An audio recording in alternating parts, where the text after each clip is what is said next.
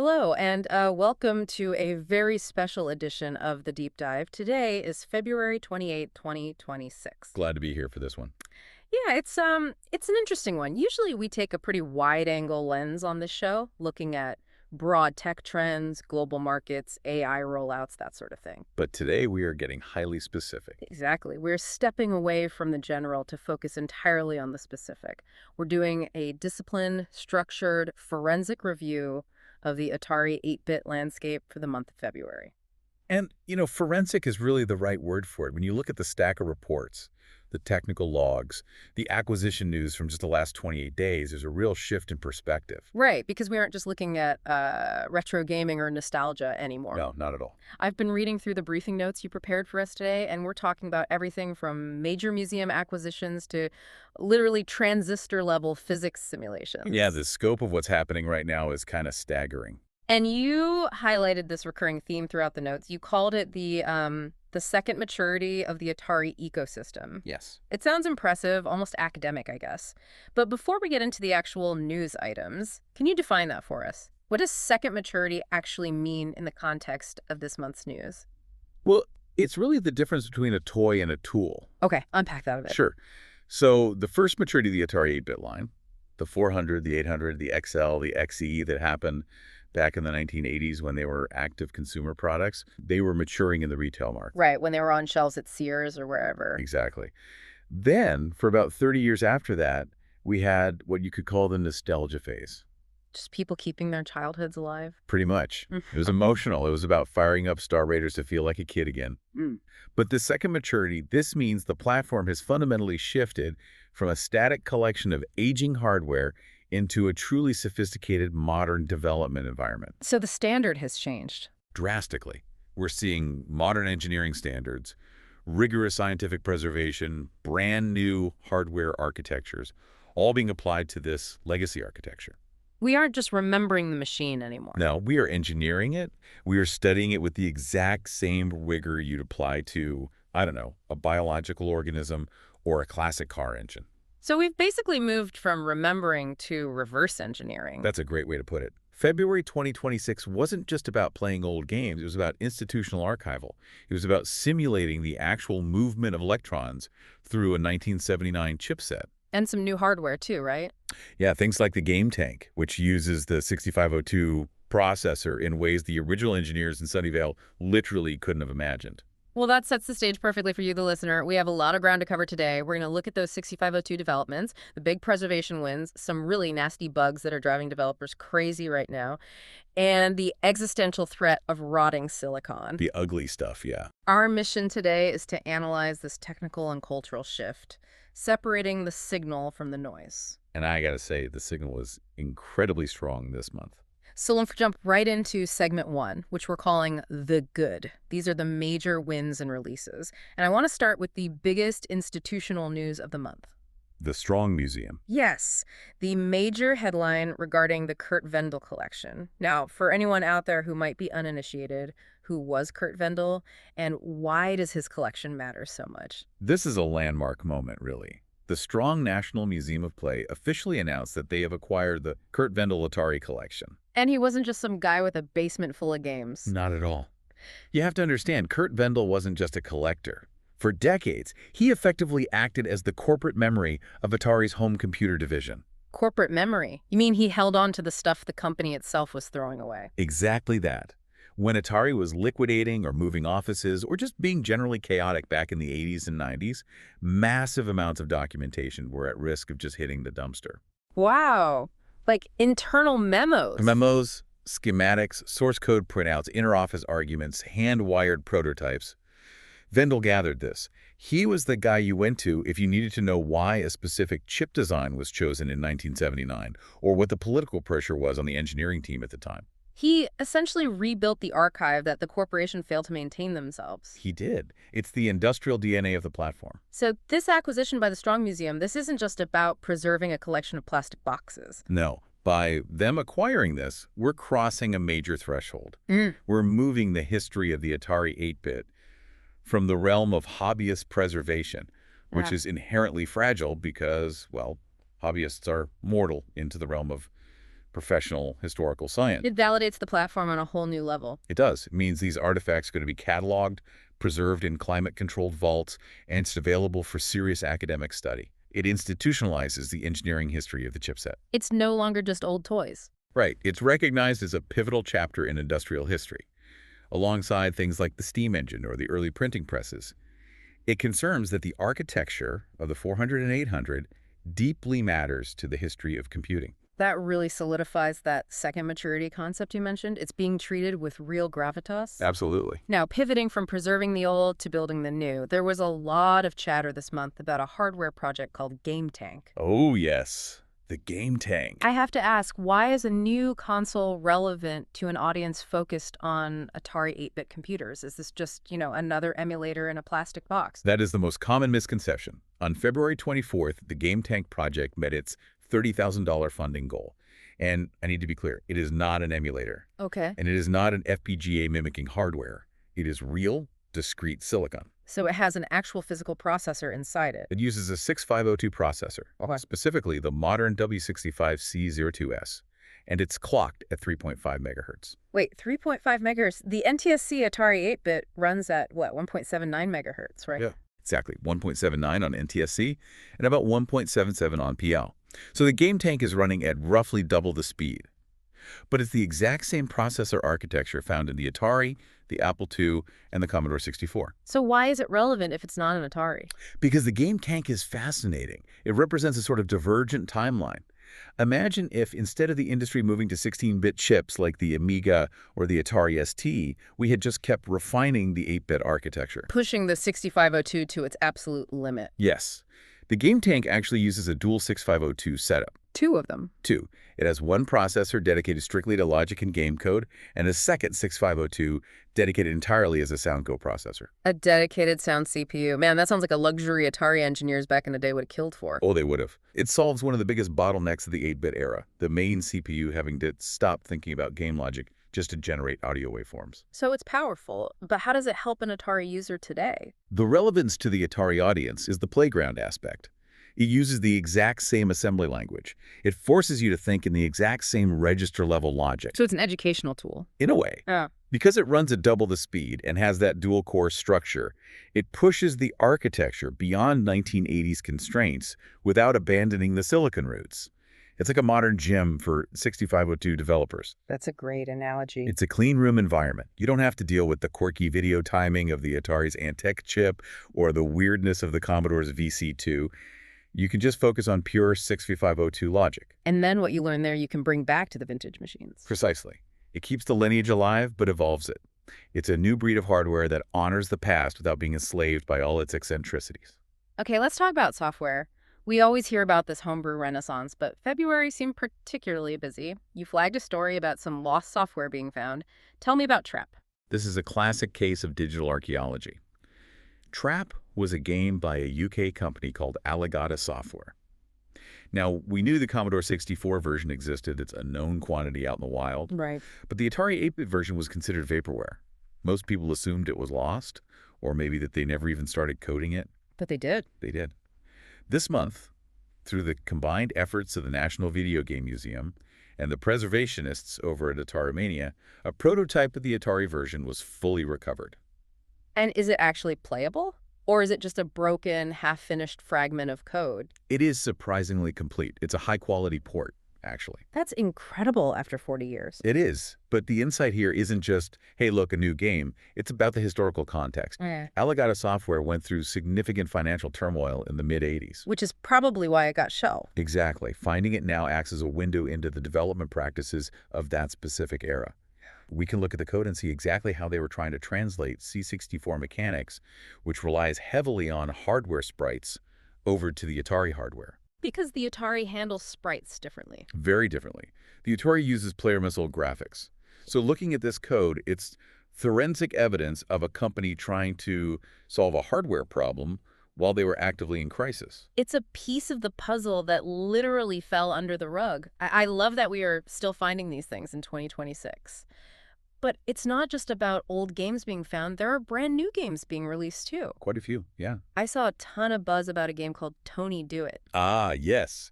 Released on February 17th by Monochrome Productions. Tony Do. It is a very high-profile platform. What makes it stand out? The level of polish. This is where that second maturity concept really shines. The developers aren't fighting the hardware anymore. They're completely exploiting it. How so? Like, what are they doing that the original guys couldn't? Well, in 1984, developers were almost always rushing to meet a deadline for Christmas. The code was often messy. Today, developers have 40 years of documentation, cycle-exact emulators, and modern cross-compiling tools. So the workflow is just better. Infinitely better. Tony Do. It demonstrates incredibly smooth scrolling, highly complex sprite work, and physics that feel modern. Tight, responsive. So it doesn't feel like a clunky 80s game. Not at all. It's another data point proving that we are in a true golden age of aftermarket software. The software being written today is technically superior to 90% of what was released commercially back in the day. Because their understanding of the chipset is just absolute at this point. Exactly. Speaking of benchmarks for what the hardware can do, we had the 8th annual Atari Homebrew Awards broadcast on February 21st. A great event. Who were the big winners, and what does that tell us about the state of the scene right now? The awards are a really good barometer for quality. This year, a game called Cosmic Hero 2 and a new port of Street Fighter 2 were cited as the major benchmarks for current 8-bit performance. Wait, pause on that. Street Fighter 2 on an 8-bit Atari, that sounds like a contradiction in terms. It really should be impossible. The Atari has a fraction of the RAM and processing power of the original arcade machine. Oh, a tiny fraction. But the fact that it exists and is genuinely playable speaks to the incredible optimization techniques developers have discovered. How are they even pulling that off? They are squeezing every single cycle out of the 6502 and every possible color register out of the GTIA chip. They're using software multiplexing. Multiplexing. Yeah, drawing sprites, moving them down the screen, and drawing them again on the exact same television frame. It lets them put more large characters on screen than the hardware technically allows by the manual. That really shows that the original hardware limits were more about a lack of knowledge than a lack of silicon capability. That's the core of it. The chip hasn't changed since 1979, but our understanding of it has deepened exponentially. The silicon is static, but the methodology is entirely fluid. However, I assume not everything is perfect in the land of silicon. Seldom is. Let's move into segment 2, the bad. Because even in a good month, there is friction. You flagged some bugs that were plaguing recent homebrew updates, specifically regarding a game called Kobo 800. What happened there? Kobo 800 is a really ambitious shooter, heavily inspired by modern bullet hell type games. Loads of stuff on screen. But this month really highlighted the difficulties of quality assurance in a hobbyist environment. Right, because there's no QA department. Exactly. There was an update released, specifically the ABBUC version, that contained a critical game-breaking bug in level 17. Level 17, that is pretty deep into a hard game. That is an edge case if I ever heard one. It absolutely is. The bug caused enemy bases to physically overlap on the screen, and crucially, when you destroyed them, the game didn't clear the map data correctly from memory. So it just corrupted the game state? Yes. The memory got scrambled and the game broke. Now, to their credit, the developer acknowledged this very quickly. A work-in-progress version was released in mid-February to fix this memory clearing issue, and they also added auto-fire and tweaked the color palette while they were at it. But it points to a real vulnerability in the homebrew scene. It does. These developers are often working completely alone or maybe in tiny two-person teams. They don't have testers running the game for 400 hours before release. Right, so a bug deep in the logic code can just slip right through. Or a bug that only triggers on NTSC machines versus PL machines. It's the double-edged sword of homebrew. You get immense passion and creativity, but you severely lack the industrial-grade testing infrastructure. Speaking of testing, let's pivot to emulation, because that's all about precision. Altera is practically the gold standard for Atari emulation right now. Oh, without a doubt. I use it. Basically, everyone uses it. But I understand the latest beta testing cycle revealed some difficult truths about accuracy. It really did. Avery Lee, the creator of Altera, released the Test 5 build of Altera 4.50 in mid-February. And what was the focus of this build? This particular cycle has been heavily focused on implementing a new testing suite called ACID 800. ACID 800, that sounds like a serious stress test. It's brutal. It's a suite designed to verify hardware accuracy at the most minute cycle-by-cycle level.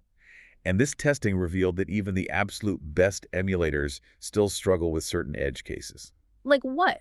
What is Altara struggling with? Specifically, how the PIA, the peripheral interface adapter, handles interrupts, and how the Pokey chip manages serial port behavior. Wait, the serial port, that seems incredibly mundane compared to graphics or sound. It seems mundane until you realize that the serial port timing is entirely tied to the system's ability to talk to disk drives and SIO peripherals. Oh, right. The SIO bus. Exactly. If the timing on that emulation is off by a single microsecond, the communication fails and the virtual disk drive crashes. The ACID 800 testing showed that emulating the ANDIC chip's start and stop timing remains a massive hurdle. Because Anakix stops the main processor, right? Yes, it uses direct memory access. It literally steals cycles from the 6502 CPU to draw the screen. Simulating exactly when it steals those cycles, combined with the complex 16K RAM banking schemes, is mathematically exhausting. So even with our modern multi-gigahertz supercomputers, simulating a 1.79 megahertz machine perfectly is still a challenge. Because we aren't just simulating the logic anymore. To pass ACID 800, we are having to simulate the actual physics of the timing. The physical properties of the board. Yes. The original hardware has quirks based on how fast electricity physically moves through silicon traces. Replicating that specific analog behavior in digital software without requiring massive computational overhead is incredibly difficult. That is genuinely humbling. It's like an asymptotic curve. We keep getting closer, but we never quite touch perfection. It's a humbling realization that we haven't totally solved the Atari yet. Now, you also have a note here in the bad section for the quote-unquote eye roll of the month. Yeah, I had to include that. This involves marketplace speculation. What happened on eBay this month? This is a recurring frustration in the community, but it really spiked in February. We saw an eBay listing for 9 sealed copies of Telengard. Telengard. That's the old Avalon Hill dungeon crawler, right? Yeah. Classic game. Correct. Very influential. Now, the problem here isn't the sale itself. People can buy what they want. The problem is what this represents. The collector friction. Collector friction. Define that. Well, we have preservationists, the people we talked about earlier, who want to open these boxes, dump the magnetic disk images, scan the manuals at high resolution, and preserve the raw data. To make sure it survives. Right. But then we have speculative investors who want to keep them sealed in shrink wrap, get them professionally graded in acrylic cases, and treat them like gold bars. So the data is effectively locked inside a plastic tomb. Exactly. And the ugly truth is, disks rot. Bit rot. Bit rot is very real. The magnetic flux on a floppy disk degrades naturally over time. Every sealed box that sits on a shelf as an investment is a piece of software that is slowly, permanently dying. Unverified and unpreserved. Yes, it represents this massive tension between monetary value and historical value. Yeah. It limits access to pristine materials for the community, You're prioritizing the cardboard over the code. which, to a historian or an engineer, is completely backward. That leads us perfectly into segment 3, the ugly. Because if we don't preserve this stuff, it's all going to disappear. And you mentioned a term earlier in your notes, silicon entropy. That sounds incredibly ominous. It is the existential threat of our time for this hobby.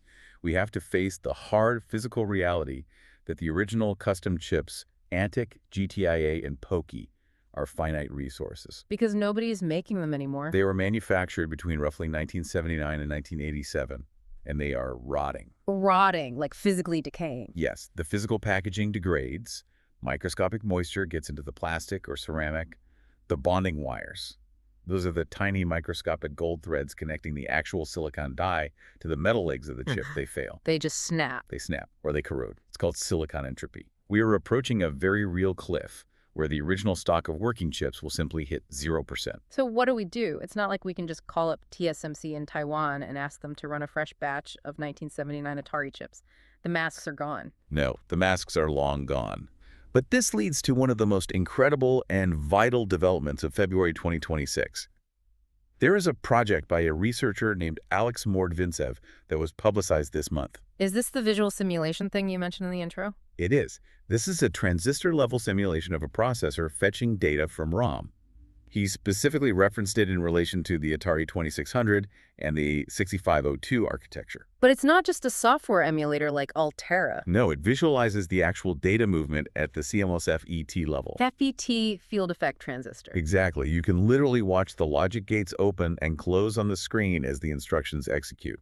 That sounds visually stunning, but why is it critical? Is it just a cool screensaver, or is it useful? It is absolutely critical for our long-term survival. If we want to build highly accurate FPGA replacements or even manufacture brand new silicon clones in the future, we need to understand the chip at the transistor level. Not just what the code does, but how the physical chip does it. Precisely. We need to know exactly how the physical layout affects the logic. Sometimes a chip behaves a certain way, not because of the logical design, but purely because of the propagation delay of electricity across the physical die. So we are mapping the DNA of the computer. So we can clone it before the species goes extinct. That is a brilliant analogy. We're sequencing the genome of the Atari. It's the only way to keep the real hardware running when those original 40-year-old chips finally fail. It's the difference between a cover band, which is what emulation is, and a perfect clone, which is true silicon replication.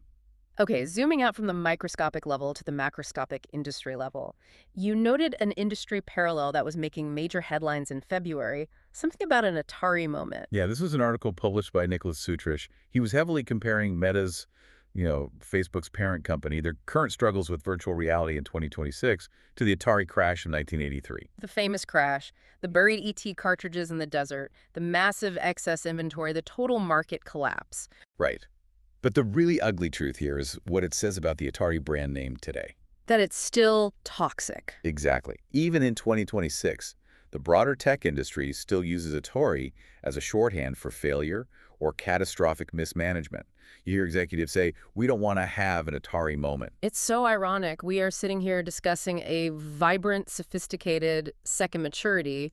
We're preserving history, building new consoles, sequencing the silicon genome, and the business world is just using the name as a warning sign. It highlights a massive disconnect. It's a reputational scar that the brand still battles. The business history of Atari is a cautionary tale of extreme hubris. Right, the corporate side. But the technical history of Atari, the actual engineering of these 8-bit computers, is a complete triumph.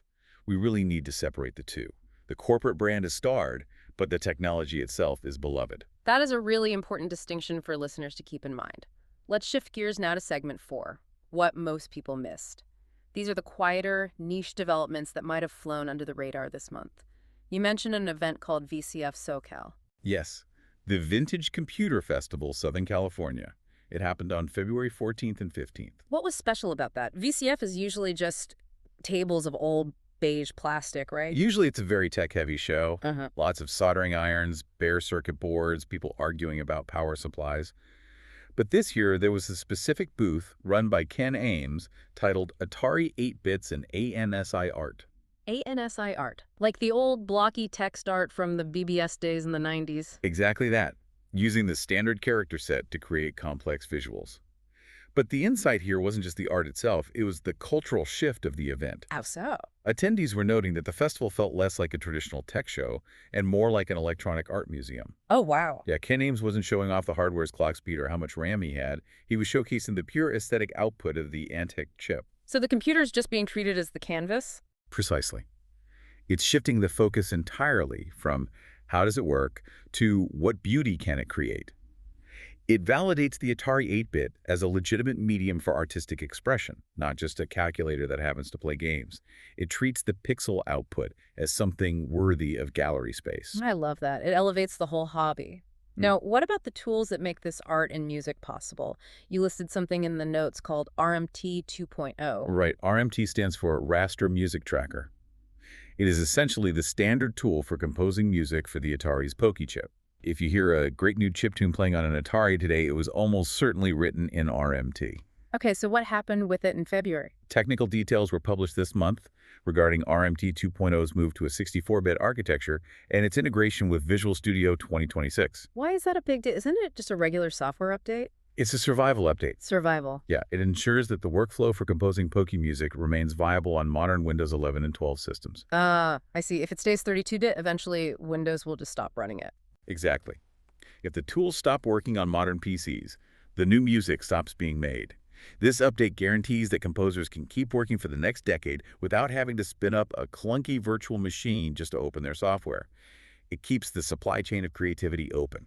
And speaking of music, there was another tracker mentioned in your notes. Yes, the VQ Tracker by a developer named Ilminit. This is a cross-platform tracker for sample-based music, specifically targeting the XL and XE series.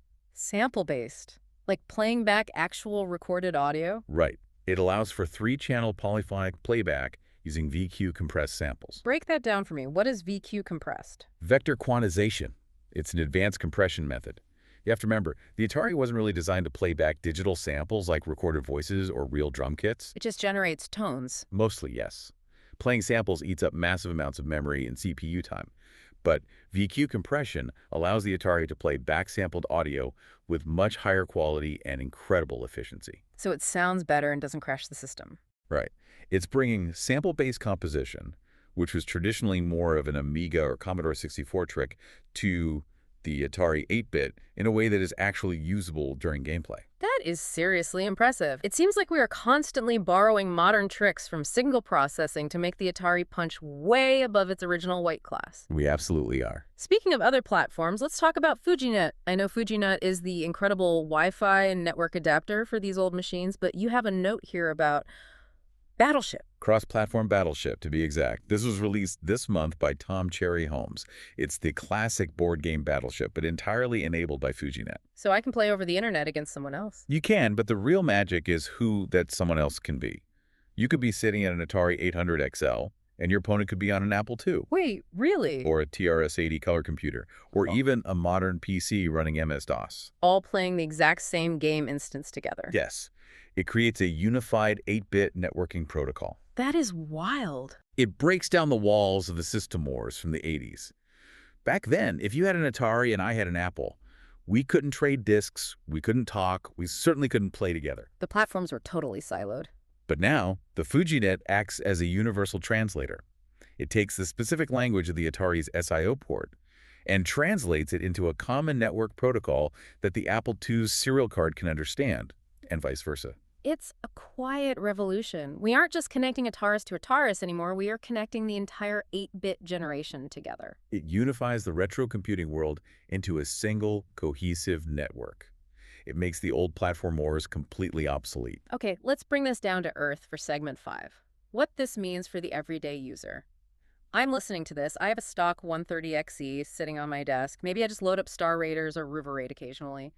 What should I actually do based on this month's news? Well, if you are looking to upgrade your hardware, the news this month points to a very specific combination. Look into getting the ACID stereo board paired with the new U1MB plugins that were reported. U1MB, that's Ultimate 1 megabyte, right?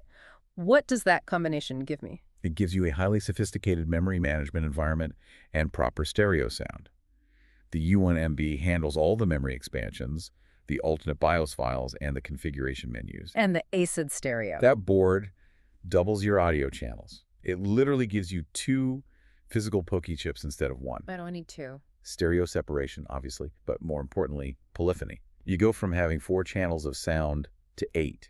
Modern software, like those demos and the VQ trackers we discussed earlier, is increasingly being written to utilize this specific dual Poke environment. So it's becoming the new baseline for high-end stuff. It's becoming the standard high-end Atari specification. If you want to run the new stuff exactly as the developers intended, that is the target spec you want on your desk. Got it. Now, what about the game tank? We spent a lot of time on it earlier. Should an average Atari user actually buy one? That's a nuanced question. If you just want to play a quick game of Pac-Man, no. Save your money and stick to your Excel. But if you are a student of the 6502 architecture, or if you want to learn assembly, then yes, absolutely buy one. Why is it better for learning? Because it's a clean room. Developing directly for the Atari is notoriously hard because of the Antiq-A and GTIA chips. They are quirky, they are complex, and as we said, they steal clock cycles unpredictably. So it's hard to learn the basics when the machine is constantly interrupting you. Exactly. The Game Tank offers a modern playground for the exact same assembly language, but in a much cleaner, more understandable environment. It's a training ground. You learn the pure logic there, and then you apply it back to the Atari. Right. You master the 6502 instructions first before you tackle the Atari's idiosyncratic custom chipset. So it's like learning to drive on a reliable Honda Civic before you try to wrestle a vintage Formula One car around a track. Very apt comparison. And finally, for the user who maybe wants to make games but is totally intimidated by assembly language, we touched on AI earlier. Is AI coding actually useful for the average Atari user yet? It is rapidly becoming useful. We saw a game called AI Sokoban released this month, which was largely developed with Gemini 3 Pro. Really? An AI wrote an Atari game? And we also saw a Tetris port by a developer named W1K that utilized AI heavily. And these actually work. They aren't just broken, hallucinated code. They work. The practicality here is rapid prototyping. You can use these AI tools to generate the boring boilerplate code, the hardware setup routines, defining the display lists, writing the basic memory clearing loops. So it handles the tedious stuff. It lowers the barrier to entry immensely. You don't have to write every single hex byte from scratch anymore. You can just treat the AI as a junior programmer. Exactly. Let the AI handle the grunt work while you focus entirely on the game design and the core logic loop. It democratizes 6502 development. It opens the door to creative people who aren't necessarily hardcore computer scientists. That is a total game changer for people who have great ideas but always get stuck on the syntax. Well, we have covered a massive amount of ground today. Let's head to the outro. Give me a final, concise summary of February's landscape. If I have to summarize it, February 2026 was defined by the professionalization of the hobby. That is the headline. The second maturity. Yes. From the Strong Museum acquiring the Vendel collection to the transistor-level CMOS simulations by Alex Mordvintsev, we are treating the Atari 8-bit with scientific rigor. It's no longer just a hobby. It is a serious field of study. The ecosystem is healthy, it's self-sustaining, and it's expanding outward through projects like FujiNet and the Game Tank. It really feels like the platform is safer now than it has been in years. It's not just surviving, it's actively evolving. I would agree with that completely. It's in a great place. So looking ahead, what should we keep an eye on in March? March is going to be exciting. Ugh. Look out for the Atari Invasion 2K26 event happening in the Netherlands on March 21st. Oh, nice. It's the 10th anniversary of that specific event, so expect some big announcements or exclusive software releases there. And on the purely technical side, closely monitor the rollout of the Altera 4.5C final release. To see if they fix the bugs we talked about. Right. We need to see if those PIA interrupt handling issues that Acid 800 exposed in the beta are fully stabilized in the final build. The quest for perfect emulation continues. Always. Yeah. It never stops. Well, there you have it. A month of museum pieces, silicon simulations, and cross-platform battleships. The Atari 8-bit has well and truly entered its second maturity, and the future looks surprisingly bright for a 40-year-old machine. It certainly does. But listening to all this, it leaves me with one final thought. We spend so much energy, so much profound engineering talent, just trying to keep these 1970s chips alive. We're sequencing their silicon DNA just to prevent them from vanishing. It makes you wonder about the tech we buy today. If we care this deeply about an Atari 800, what does it say about our relationship with modern, disposable hardware that we'll probably throw in a landfill 2 years from now? Are we ever going to love a modern smartphone enough to simulate its transistors in 40 years? Probably not. It's something to think about. Until next month, keep the silicon running. Keep exploring.